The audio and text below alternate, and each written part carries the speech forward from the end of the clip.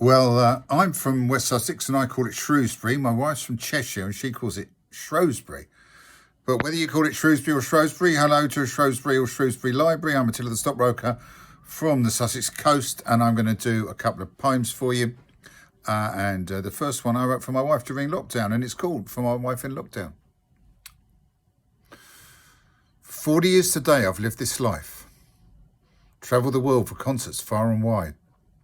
For half that time, my love, you've been my wife, a glorious inspiration at my side. A quarter of the year or more apart. For me, a time to rant, for you to rest.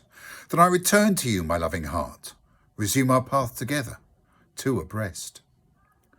When lockdown hit, at first I was bereft, though I believed it should have come before. My travelling ways through all the years were done. The gigs I built my life around no more. I thought, then wrote, then learned to broadcast live, though IT still remains a fickle friend. My office now the gateway to my world, a world I first thought would come to an end. But now we were together all the time. Strong characters faced with a brand new test. My table manners and the toothpaste top, this tireless tongue which never seems to rest. But all our days were filled with love and fun.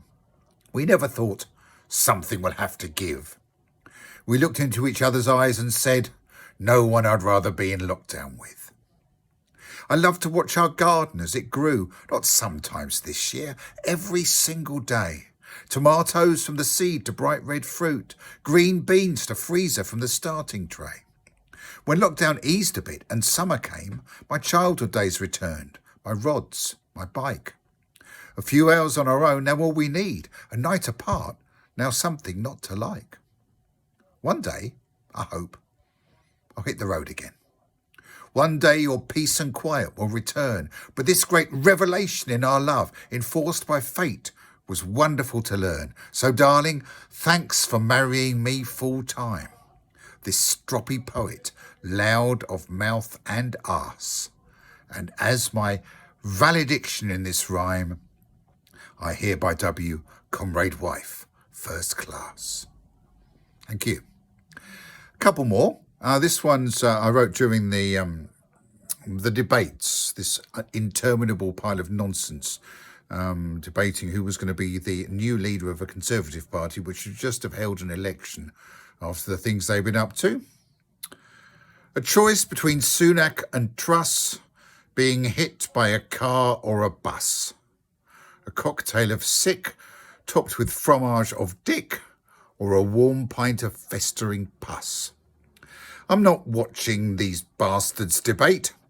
I'd rather play chess with a skate, or buy a microscope from Julian Cope and watch amoebal forms defecate.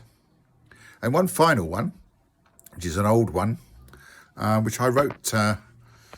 I wrote it in 1981, no, 1980, when I was working as a clerk in a stockbroking company, where I got my stage name from. And this is about the people that I worked with.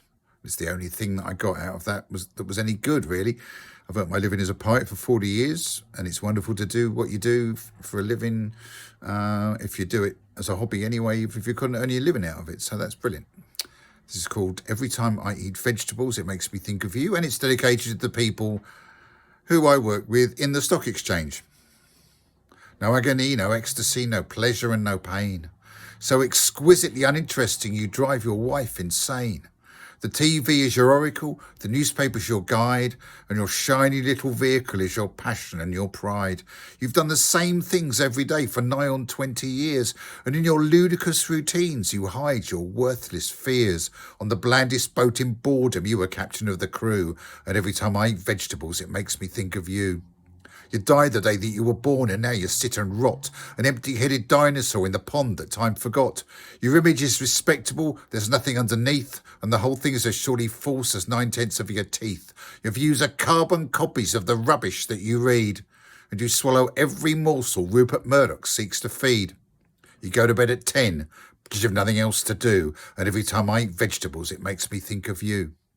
You're a cabbage in a pickle, and your brain has sprung a leak. So let us keep our distance, because I vomit when you speak. I'll always do a runner, so I'm going where you've been, because to see you chills my marrow and turns my tomatoes green. You're an 18-carat cretin with a dandelion wine, so stick to your herbaceous border, and I'll stick to mine. And although this verse is corn, it's amazing, but it's true that every time I eat vegetables, it makes me think of you. Thank you, Shrewsbury. Cheers to Joe Schumann. Your nephew, sorry, not your son, your nephew is playing well for Whitehawk, the mighty Whitehawk.